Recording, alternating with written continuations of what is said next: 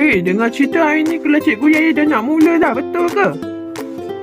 Alah Didi, dah nak start dah kelas Cikgu Yaya ni. Aku dah tak sabar nak dengar ni. Samalah dengan aku. Tak sabar dah nak kat kelas dengan Cikgu Yaya ni. Hari ni rasa-rasa Cikgu Yaya nak ajar apa ya? Tak tahulah, kita tengok je lah. Jom. Pada hari ini Cikgu Yaya ingin mengajar kamu mata pelajaran Pendidikan Jasmani tahun 4 KSSR Semakan Unit 6 Mengejar Juara. Tajuk asas lompatan iaitu sudut yang terbaik dalam lompat jauh. Standard pembelajaran kita pada hari ini ialah 1.10.1 berlari dan melompat menggunakan sebelah kaki serta mendarat dengan kedua belah kaki. 2.10.2 menyatakan perbezaan sudut lonjakan antara melompat untuk jarak dengan melompat untuk ketinggian. 5.1.1 mengamalkan persediaan diri dan pemakaian yang sesuai mengikut aktiviti fizikal yang dijalankan. Sebelum tu, Cikgu Yaya nak terangkan kepada kamu apakah itu lompat jauh. Adakah lompat jauh tu kita lompat-lompat je? No. Lompat jauh ialah sejenis acara olahraga di mana seseorang atlet mencuba untuk mendarat sejauh yang mungkin dari tempat yang dituju. Maksudnya awak akan berlari dan melompat sejauh yang mungkin. Itulah lompat jauh. Faham tak? Murid-murid semua, ini yang Cikgu Yaya nak ajar pada anda semua. Mari kita ketahui apakah fasa-fasa yang terdapat dalam lompat jauh. Untuk pengetahuan anda semua, terdapat 4 fasa yang terdapat dalam lompat jauh. Yang pertama ialah fasa lari landas ataupun kita kenali sebagai fasa penujuan. Yang kedua ialah fasa lonjakan. Ketiga, fasa layangan. Yang keempat, fasa pendaratan. Jadi anda perlu melakukan keempat-empat fasa ini untuk mendapatkan lompatan yang baik. Baiklah murid-murid, mari Cikgu Yaya terangkan apa yang berlaku pada setiap fasa tersebut. Bagi fasa lari landas, iaitu fasa penujuan, apa yang perlu dilakukan ialah anda perlu berlari semaksimum mungkin tetapi terkawal menuju ke papan lonjak. Pada ketika ini anda perlu menggunakan sekuat tenaga untuk melakukan larian pada fasa lari landas. Yang kedua ialah fasa lonjakan. Pada ketika ini, atlet perlu melonjak menggunakan kaki dominan. Apa tu kaki dominan? Kaki dominan ni penting untuk kita mendapatkan daya yang besar. Selain itu juga, kita perlu melonjak pada sudut lompatan yang tinggi. Kenapa kita kena melompat pada sudut yang tinggi ya? Nanti Cikgu Yaya akan terangkan. Kaki dominan bergantung kepada keselesaan atlet ketika melompat di papan lonjak. Terusnya ialah fasa layangan. Pada ketika ini, anda perlu mengayunkan kedua-dua belah tangan anda ke atas. Anda nak tahu tak? Tadi Cikgu Yaya cakap tadi, kalau anda melakukan lonjakan pada sudut yang tinggi, ia dapat membantu anda melonjak dengan kuat dan berada tinggi dan lama di udara. Selain itu juga, lebih lama kita berada di udara, ia akan dapat melambatkan pendaratan kita di kawasan pendaratan. Sekaligus ia dapat membantu anda mendapatkan jarak yang lebih jauh. Beza jika anda melonjak pada sudut yang rendah. Jika anda melonjak pada sudut yang rendah, anda akan lebih mendarat dengan cepat dan kemungkinan jarak yang dihasilkan juga tidak jauh. Faham tak? Fasa yang terakhir ialah fasa pendaratan. Apa yang perlu kita lakukan pada fasa pendaratan ya? Pada fasa pendaratan, kita perlu mengulurkan kedua-dua belah kaki ke hadapan serentak. Ayunkan tangan ke atas tadi dan kita bawa ke bawah. Fleksikan lutut untuk kurangkan hentakan. Pastikan anda memfleksikan lutut ya. Jangan berdiri ketika anda mendarat kerana ia dapat menyebabkan kecederaan pada otot kaki anda. Ingat ya, aktiviti latihan yang boleh kita lakukan untuk melakukan aktiviti lompat jauh. Yang pertama, lari 20 hingga 30 meter. Yang kedua, lompat jauh berdiri. Ketiga, melompat melepasi halangan. Yang keempat, lompat ke tenteng. Yang kelima, melompat sungai.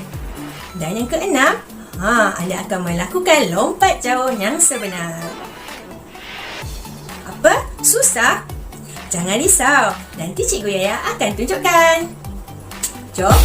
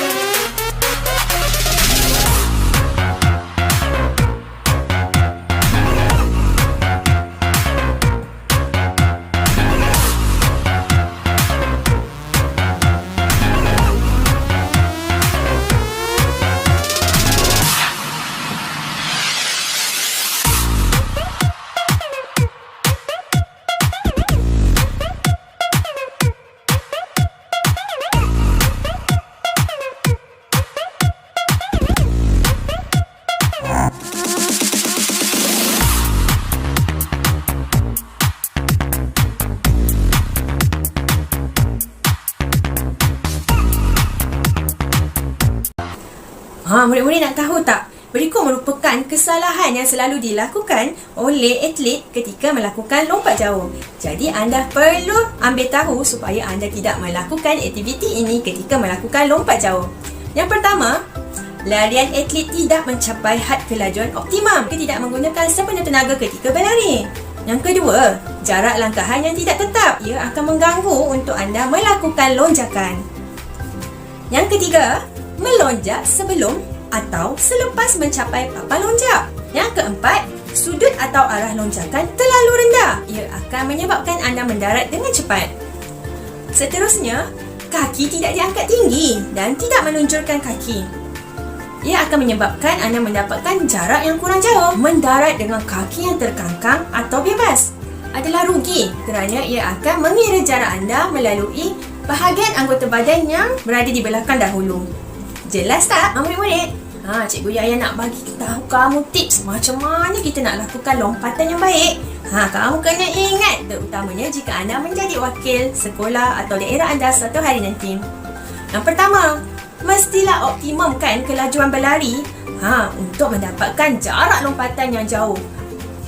Pada ketika ini, anda perlu berlari sepenuh tenaga anda untuk mendapatkan lonjakan yang jauh. Yang kedua, lonjakan yang kuat membolehkan kita berada lebih tinggi dan lama di udara. Sebab itulah awak kena lari laju-laju. Faham kan? Dan yang ketiga, biarkan badan anda lebih lama di udara. Sebab kita nak lambatkan pendaratan. Dan apabila kita melambatkan pendaratan, kita dapat mengapungkan badan dan mendapatkan jarak yang lebih jauh. Jelas tak? Murid, apabila kita melakukan aktiviti ini, kita perlu memastikan kawasan aktiviti kita selamat. Yang kedua, pastikan kawasan lompatan tidak berbatu. Dan yang ketiga, fokus ketika melakukan aktiviti atau latihan. Jangan nak bergurau senda ketika melakukan aktiviti ini ya. Faham tak? Mari kita ke soalan uji minda. Kita tengok awak faham ke tidak apa yang kita belajar pada hari ini. Jom. Antara gambar lakuan berikut, yang manakah menunjukkan lompatan yang jauh? Mari kita lihat gambar pada lompatan A ini. Jika diperhatikan, murid A melakukan lompatan pada sudut yang rendah dan ini menyebabkan jarak yang dihasilkan juga rendah. Baiklah, mari kita lihat pada lompatan yang kedua iaitu lompatan B. Murid pada lompatan ini melakukan lompatan pada sudut yang tinggi dan ini menghasilkan jarak lompatan yang tinggi. Jadi jawapan A adalah salah. Manakala jawapan sebenarnya ialah B. Dia menghasilkan lompatan yang jauh disebabkan sudut lonjakannya jauh. Baiklah, apakah fasa lakuan yang dilakukan oleh atlet dalam gambar tersebut? A. Fasa lompatan, B. Fasa layangan, C. Fasa terbang dan D. Fasa ayunan. Seperti yang telah Cikgu Yaya terangkan tadi, fasa lakuan ada 4 iaitu fasa lari landas, fasa lonjakan, fasa layangan dan fasa pendaratan. Jadi jawapannya ialah fasa layangan. Mudah je kan soalan ni? Baiklah, mari kita lihat soalan yang seterusnya. Jom. Mengapakah kita perlu melonjak pada sudut lompatan yang tinggi? A. Mendarat dengan cepat, B. Melompat dengan tepat, C. Berada tinggi dan lama di udara dan D. Mudah melakukan lompatan. Kamu semua ingat lagi tak? Cikgu Yaya terangkan tadi, jika kita melakukan lonjakan pada sudut yang lebih tinggi, ia akan membantu kita berada lebih tinggi dan lama di udara. Jadi jawapannya ialah C. Berada tinggi dan lama di udara. Tanya, anda telah menjawab soalan yang telah Cikgu Yaya bagi dengan baik. Tapi Cikgu Yaya ada sediakan latihan tambahan untuk kamu menguji kefahaman terhadap topik ini. Di mana Cikgu Yaya letakkan? Cikgu Yaya letakkan di ruang deskripsi video ini. Jadi jangan lupa buat tau. Alhamdulillah, tamat sudah pembelajaran kita pada hari ini. Cikgu Yaya harap anda semua faham akan apa yang Cikgu Yaya terangkan pada hari ini dengan baik. Bye. Terima kasih Daun Keladi. Semoga kita berjumpa lagi. Jangan lupa klik like and subscribe channel Cikgu Yaya. Sekian daripada anda membantu saya untuk membuat video yang lebih baik untuk perkongsian bersama. Terima kasih. Bye.